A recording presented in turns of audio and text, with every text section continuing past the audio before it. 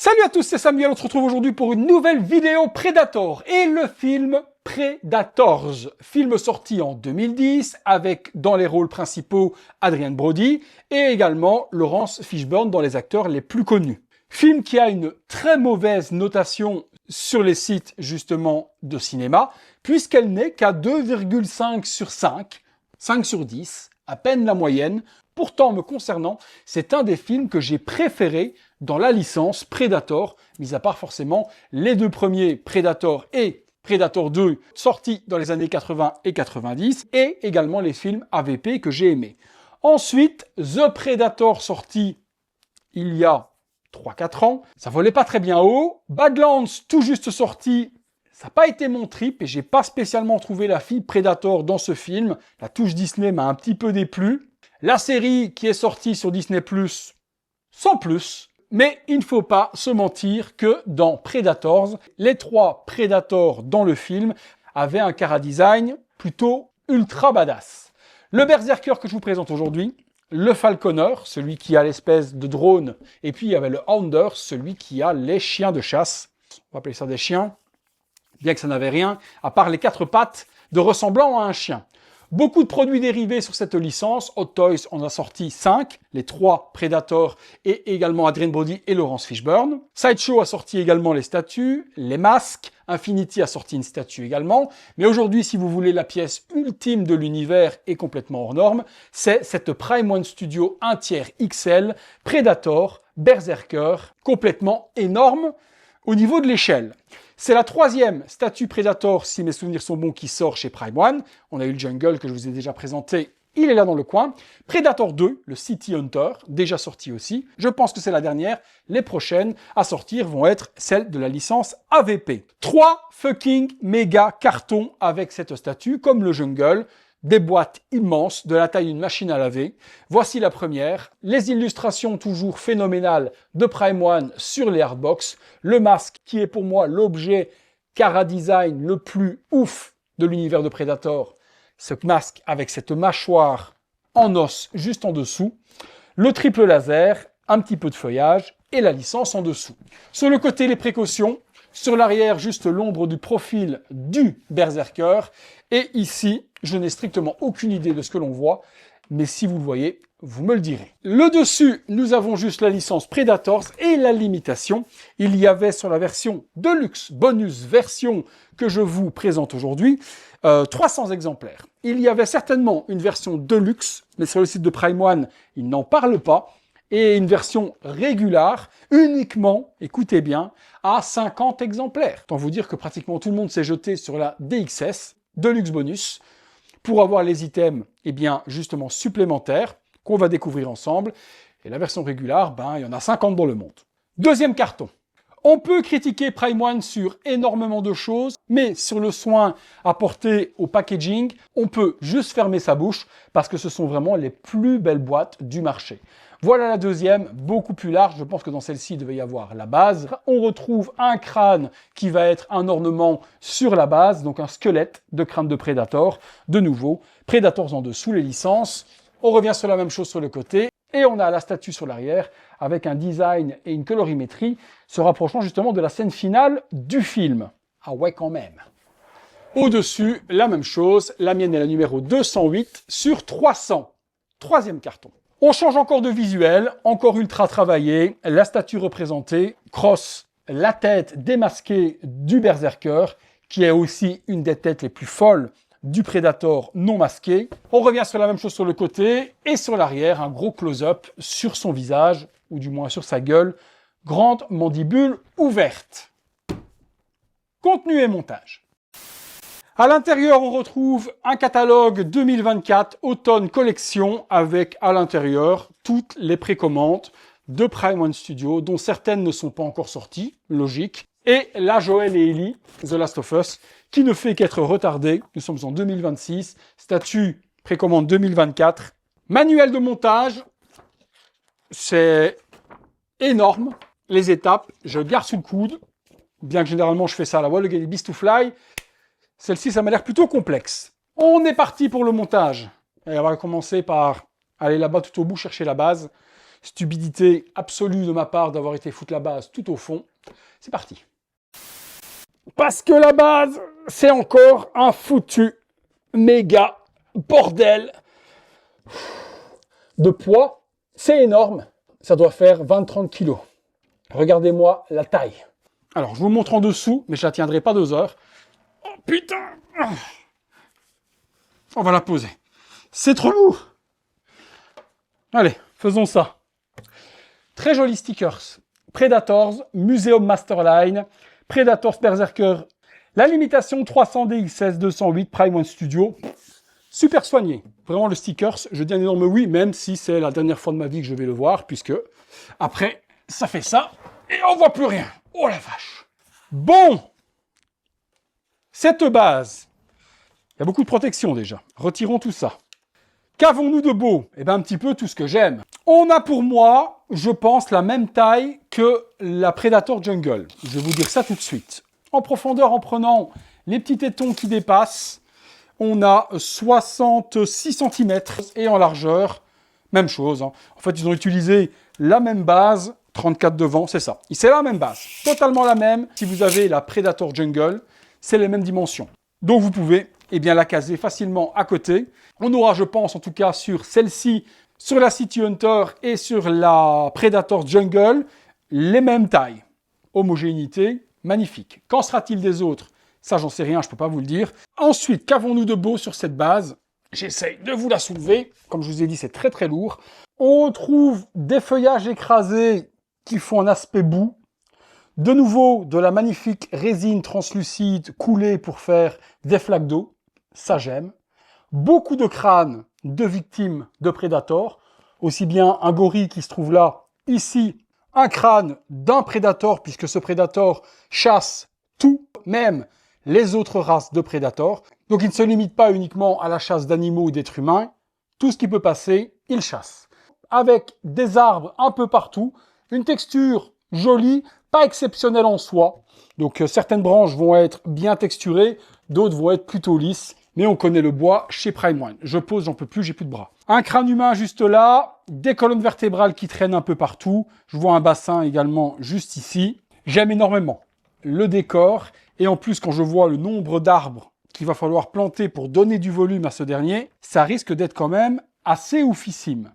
Justement, on va prendre le plan. On va commencer le montage avec les différents éléments. Et je pense que c'est justement tous ces morceaux de bois avec ces totems et ces trophées qu'on va assembler. Alors, j'ai mis les 3 énormes troncs d'arbres. Sur celle-ci, niveau décor, ils se sont quand même éclatés. Elle est beaucoup plus fournie en volume par rapport à ce que j'ai vu dernièrement sur la City Hunter déjà sortie et également sur la Jungle que je vous ai fait. La Jungle, je la regarde ici, c'était marécageux avec également des rochers, mais pas de volume, à part les herbes qui venaient en sortir. Ici, il n'y aura pas de végétation du tout. On est vraiment sur un aspect très tribal, très cimetière également, la scène où on retrouve justement le Jungle Predator qui est enchaîné et prisonnier par le Berserker. Le premier tronc pour commencer. Là, franchement, au niveau sculpture, on a quelque chose de très propre. L'écorce, les brushes, les lavis et autres. Cordage tout autour. Allez, j'aurais aimé avoir une vraie corde enroulée autour de l'arbre pour donner un petit peu plus de réalisme, mais si je viens à chipoter. Au-dessus, on a de nouveau un crâne humain qui est planté tel un trophée sur ce tronc. Celui-ci, au vu de la forme, je dirais bien que ça va là. L'emboîtement est ingénieux puisque c'est la corde tout autour qui fait justement la jonction entre les deux parties. Ça fait pas un emboîtement dégueulasse. Deuxième tronc en résine pleine, il est très lourd celui-ci. Et sur celui-là, on a du sang qui coule parce que va trôner juste au-dessus un crâne ensanglanté avec la colonne vertébrale. Ils ont donc fait couler du sang pour avoir quelque chose de naturel. Des cordages également autour sculptés, pas en vraie corde. Et là par devant, encore un crâne, mais qui a été complètement écrasé par je ne sais quoi. On voit tout l'os de la face avant du crâne en miettes. Celui-ci vient se plugger juste là. Voilà. Quand je vous ai dit que ça allait être volumineux, je vous ai pas menti. Et le troisième, résine pleine aussi.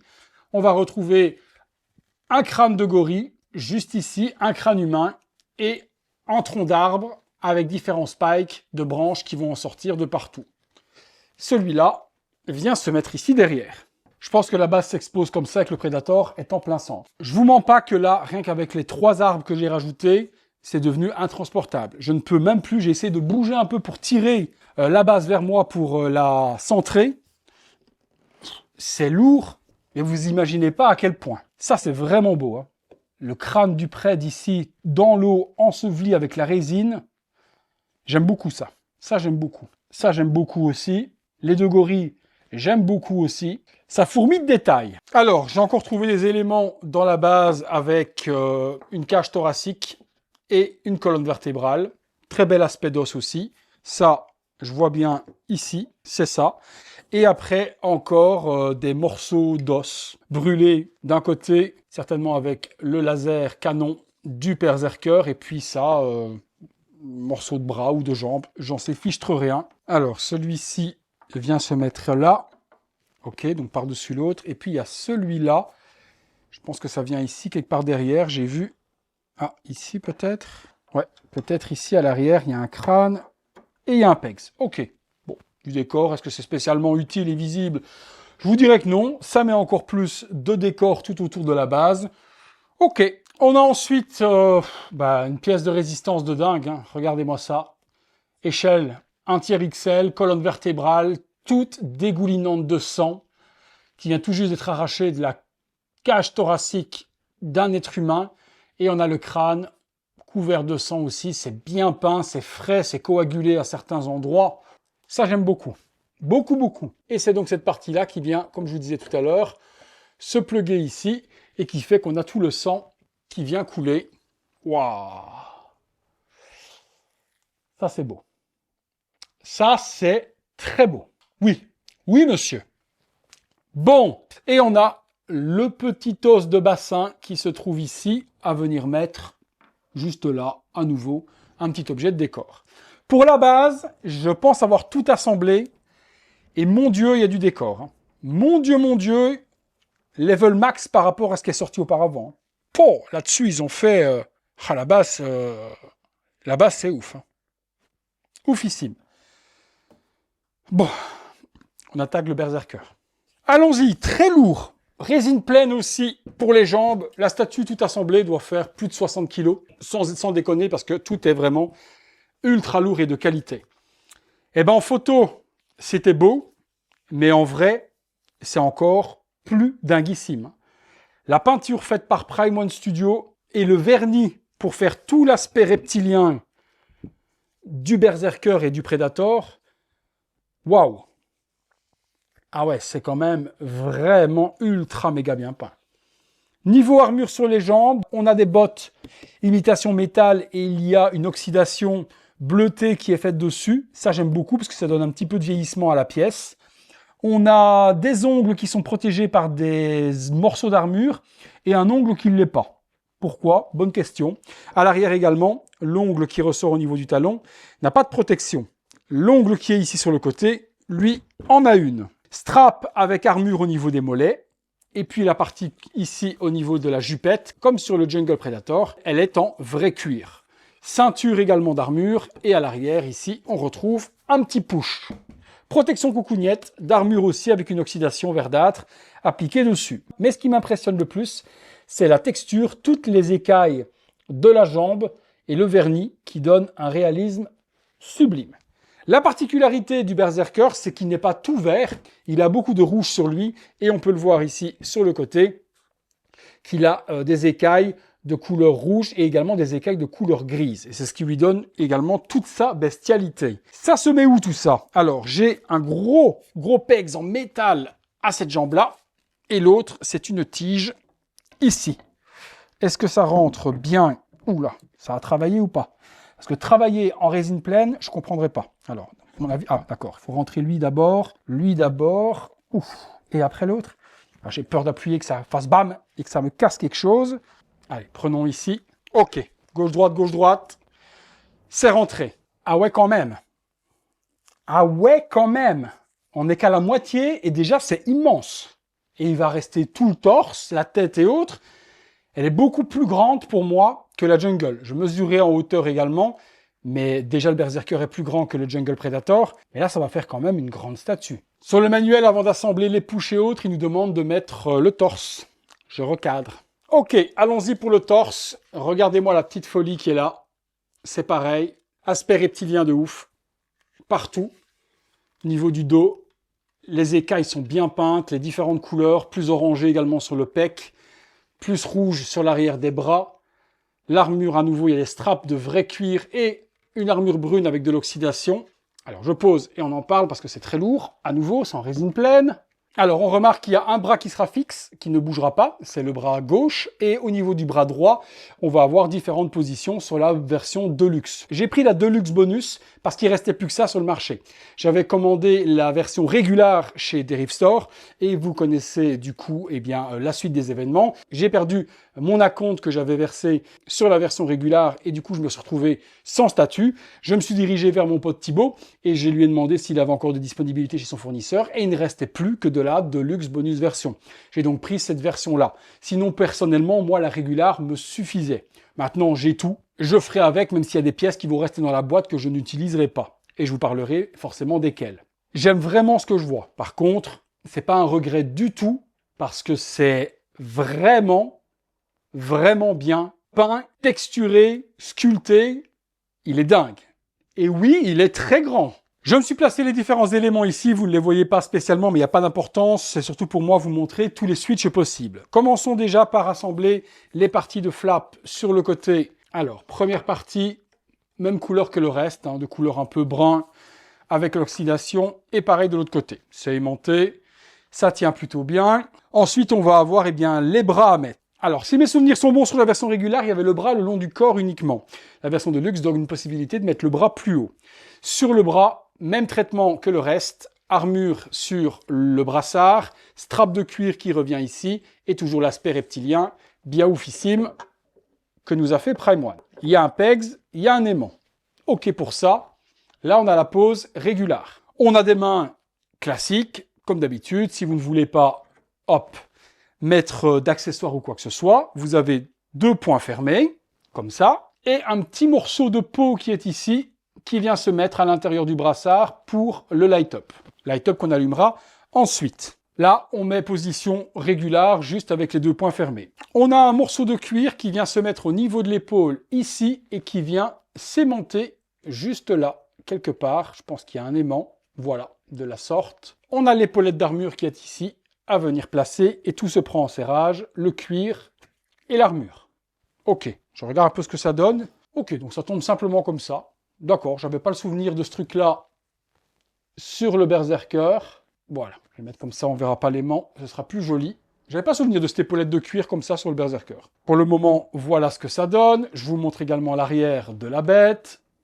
Waouh, hein. Gros waouh. Gros waouh. À cet endroit ici, deux possibilités. Soit la lame rétractée, tout est en métal, ça c'est très lourd, ou la version dépliée. Si je mets la rétractée, hop, voilà ce que ça donne.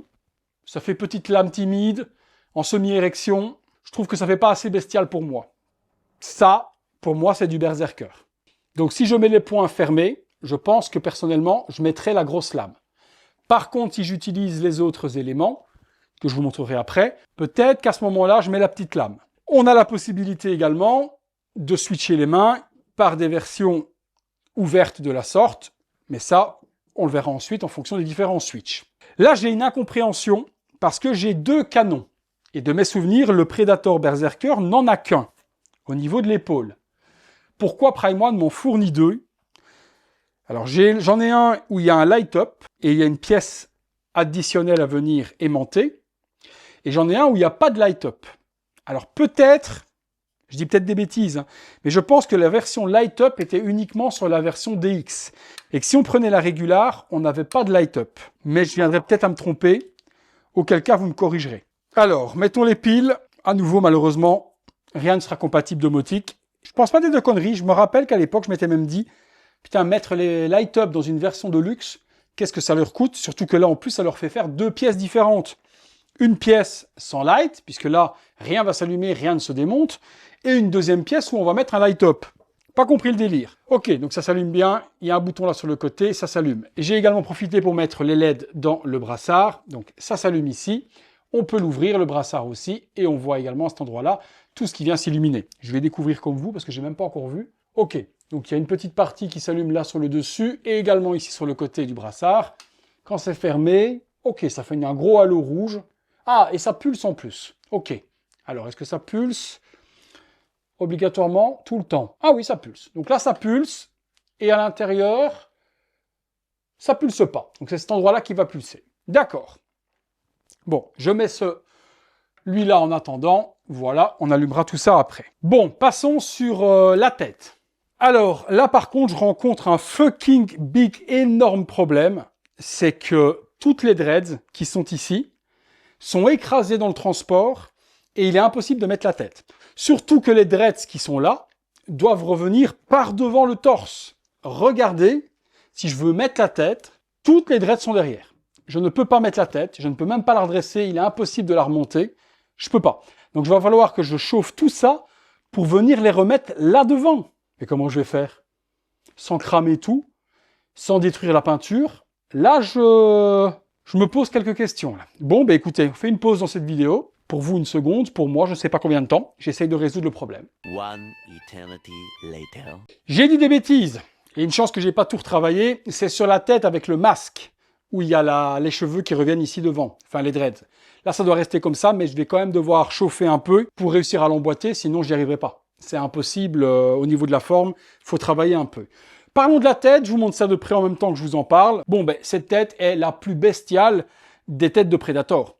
C'est le trait, justement, du chara-design du Berserker, c'est d'avoir cette bestialité qu'aucun autre Predator n'a. Regardez-moi ça, cette folie, quoi. Les yeux injectés de sang, rouge, pupilles bleu, grise translucide, mandibule énorme. Les dents sont magnifiques aussi, elles sont en résine translucide, avec un vernis dessus qui donne un effet très réaliste aux dents. Les dents dans la bouche, elles, ne sont pas en résine translucide. Celles du haut le sont. On dirait carrément des crocs de serpent, avec différentes pointes dans les dents du haut. C'est ouf, hein. Oufissime. Hein. Les mandibules sont bien travaillées, on a les petites veines violettes à l'intérieur du gosier aussi. Et puis, ben, cette couleur, quoi. Rouge, vert, grise, des spikes rouges qui sortent de partout. On a l'impression qu'on voit carrément son cerveau sur le dessus. C'est très organique sur le dessus du crâne. Et puis, ben, il a la particularité également d'avoir des dreads différents, des Jungle City, Scars et autres. Il a des dreads qui commencent sur une couleur noire et qui se terminent vers des dreads rouges. Le tout avec des petits bijoux comme d'habitude. Bon, faut que j'arrive à mettre cette tête. Alors, voyons voir comment. Parce que je vous dis que ça ne rentre pas. Comment je vais devoir travailler les dreads pour enfiler cette tête. Ok, donc là, je suis à rentrer dans le pegs. Et là, il faut que je travaille à l'arrière pour les sortir un peu et pouvoir rentrer la tête. Ça ne rentre pas, c'est impossible. Allez, décapeur. Le truc qui n'arriverait pas si, comme GNT Studio, ils avaient fait des dreads en silicone souple, orientable, on n'aurait pas eu ce problème du tout. Là, je suis parti pour je ne sais pas combien de minutes de décapeur thermique pour ramollir tout ça. Allez, à tout de suite. One eternity later. Bon, test numéro 2. J'ai tellement chauffé que toutes les petites pointes sur le côté sont devenues ultra molles. Alors, ça bouge déjà un petit peu plus. Ok. Ok. Là, je suis pas mal. Par contre, celle-là, j'aimerais quand même qu'elle bouge un peu. Voilà. J'ai pas vu ce que ça donnait. J'ai juste vu que j'ai réussi à bien emboîter la tête. Et ça, déjà, je suis content. Et toutes ces pointes-là sont devenues ultra méga molles. Je vais les laisser se refiger. Bon, montrez-moi, messieurs et mesdames. Oh, putain, oui, quand même. Hop, je remets son petit point que j'avais enlevé tout à l'heure. Ah oui, oui, quand même. C'est un petit peu vilain quand même. Hein. Oh, bordel de merde. Ah ouais, non, mais... Entre les deux displays, mon cœur balance, quoi. Parce que là, la tête, elle est tellement folle que de pas la mettre, c'est dommage, quoi. Et la tête masquée, c'est aussi, franchement, la tête la plus folle, parce que le masque du Berserker est ouf aussi. Je pense que quand je mettrai mes 3 Predators tête démasquée, je démasque. Et quand je mets mes Predators tête masquée, je masque les 3. Mais là, c'est...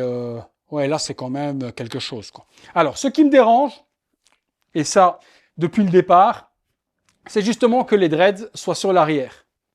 J'aurais aimé que les dreads tombent ici devant. Mais des deux côtés. Le problème qu'il y a, c'est de ce côté-là, avec le canon, on ne peut pas. C'est déjà le cas avec le premier Jungle, où il a les dreads qui tombent de ce côté-là, et là, elles passent derrière aussi à cause du canon. Mais ici, regardez, hop, je le tourne pour vous montrer. Les dreads sont toutes derrière, rangées comme ça. Ça aurait donné pour moi plus de largeur à la tête du berserker si elle tombait devant. Maintenant, dans le film, est-ce qu'il a les dreads qui tombent devant ou il a toujours les dreads tirés comme ça vers l'arrière?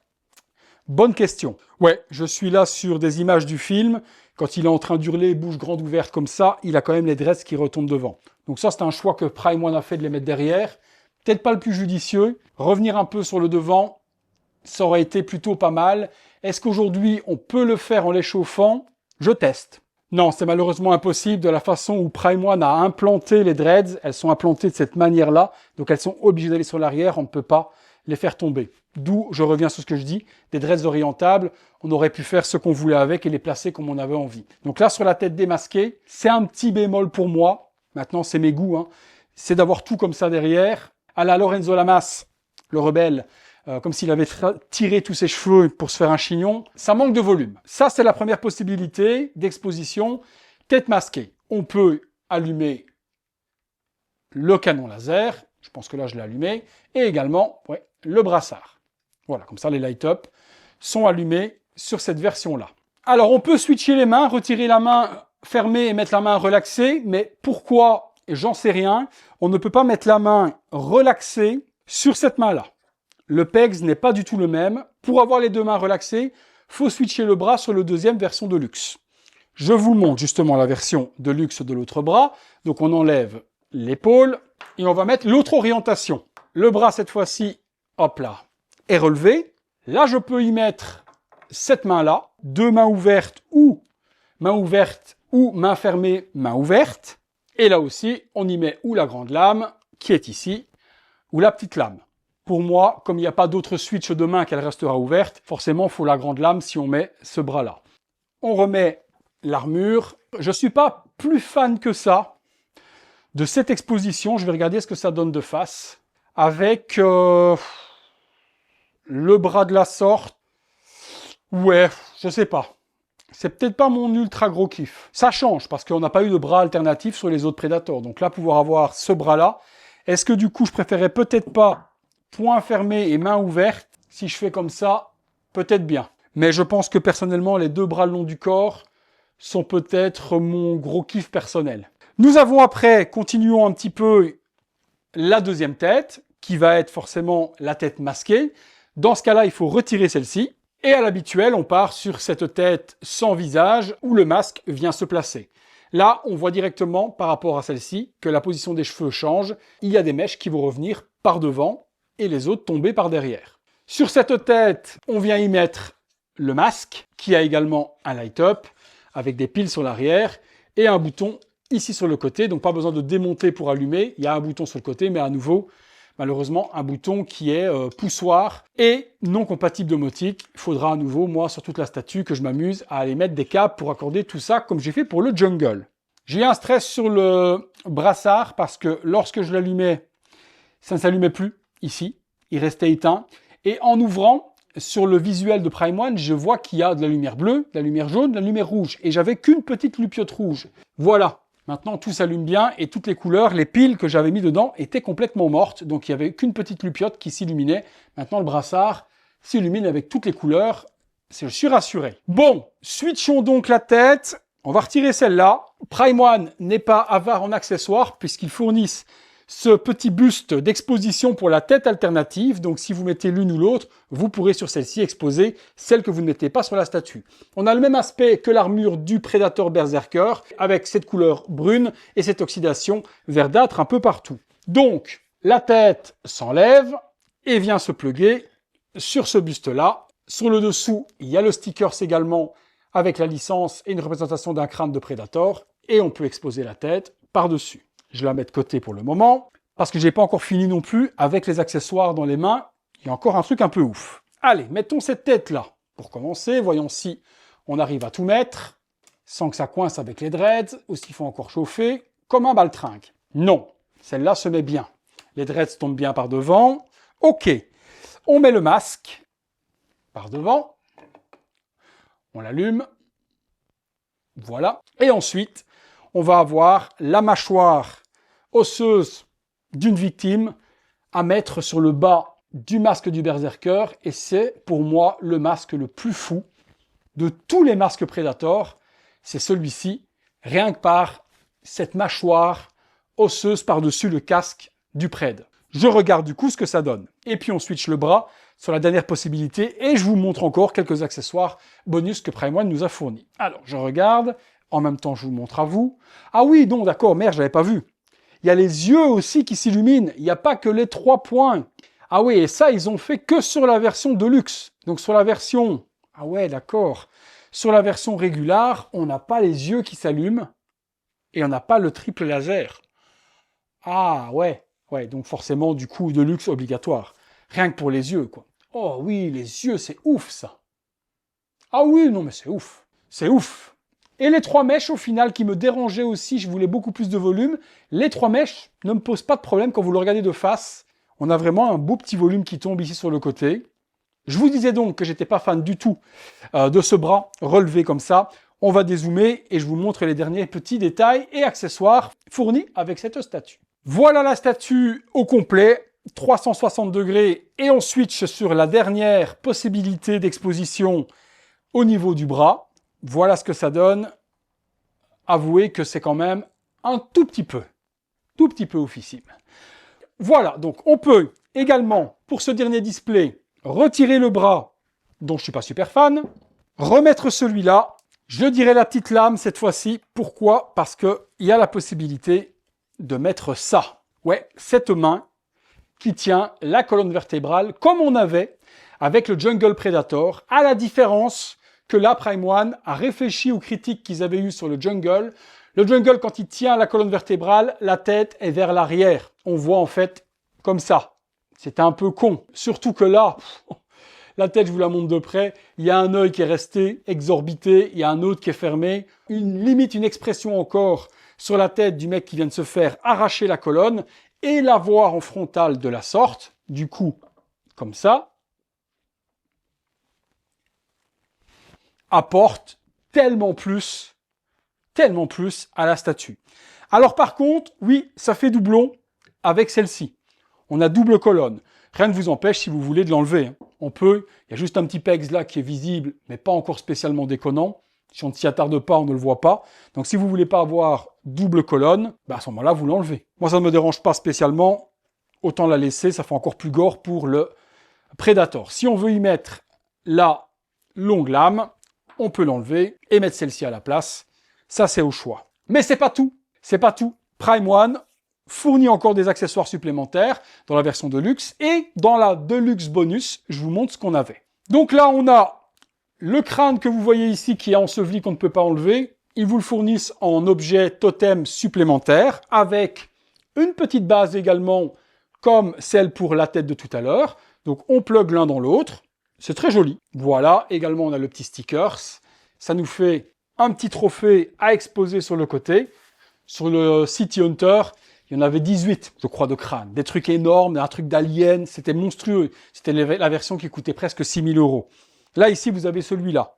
Et sur la version Deluxe Bonus, le bonus, c'est le masque du Jungle Predator, dans le film Predator, justement, brisé sur le côté. Et souvenez-vous, Prime One avait également détourné ce masque-là pour le Jungle Predator, pour en faire une version Predators à ce moment-là, puisqu'on avait un buste où on voyait l'œil à travers le masque brisé du Predator. Buste que j'ai cherché longtemps à trouver à une tarification correcte. Malheureusement, impossible à le trouver. J'aurais bien aimé l'avoir, mais bon, c'est pas très grave. Aujourd'hui, j'ai cette version-là. Donc j'ai ce masque que je peux poser. Allez, ici, voilà, de la sorte, on peut l'exposer là. Et on a un clin d'œil au jungle du film Predators. Joli petit objet de luxe bonus, j'apprécie. Bon, eh bien écoutez, on remet le deuxième petit buste à côté et on termine par les 2 plaques, comme d'habitude. Une plaque Predator avec l'inscription sur plaque de métal à lui brosser, ou plutôt celle-ci avec la typographie du film que l'on place ici devant, à votre guise, sur celle que vous préférez, l'une ou l'autre. Je pense que je préfère la rouge. Celle-ci, c'est plus le premier film. On n'a jamais vu la typographie Predators écrite de la sorte pour ce film-là. La vidéo est faite. Est-il, du coup, plus grand que le Jungle Predator? Je vous dis ça tout de suite. Oh oui, au-dessus du masque, il est à 96 cm. 11 cm de plus, sans parler de la base. Avec la base, 105 cm, approximativement. Prime One dit 100 cm de haut, je n'y crois pas. Je suis plus que 100 cm, je suis à 105 minimum, en hauteur, au-dessus du masque. Peut-être sans le masque, mais en tout cas avec, on est à 105, assurément. Allez, j'ai plus qu'à vous lire en commentaire, j'en ai fini avec ce Berserker Predator. C'est une pure folie, pure folie. Si vous êtes fan du film et du chara-design de celui-ci, foncez si vous avez encore trouvé une pièce, parce que c'est une pièce magistrale. Cher, très cher même, 3 499 $ chez Prime One Studio, hors ship, 1000 $ de ship chez eux, hors douane.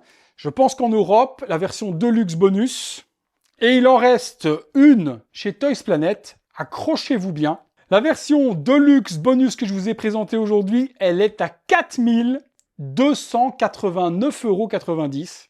La version Deluxe, donc sans le masque, 4 189 €, mais c'est épuisé.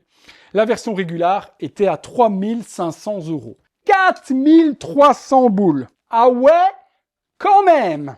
Est-ce que ça les vaut? Est-ce que ça les vaut pas? Ça, c'est votre budget, c'est votre portefeuille, c'est votre argent, c'est votre façon de voir les choses. Ce n'est pas la mienne. Je vous laisserai me le dire en commentaire. Allez, si vous avez aimé la vidéo, le gros like, abonnez-vous si ce n'est pas encore fait, la cloche, les notifications, et si vous voulez voir toutes ces vidéos en avant-première, il y a le bouton rejoindre. Merci encore à tous de votre fidélité, merci à mon frérot Thibaut de m'avoir trouvé cette pièce de dingue. On se retrouve, nous les amis, très bientôt pour encore des grosses dingueries. À bientôt pour une prochaine vidéo.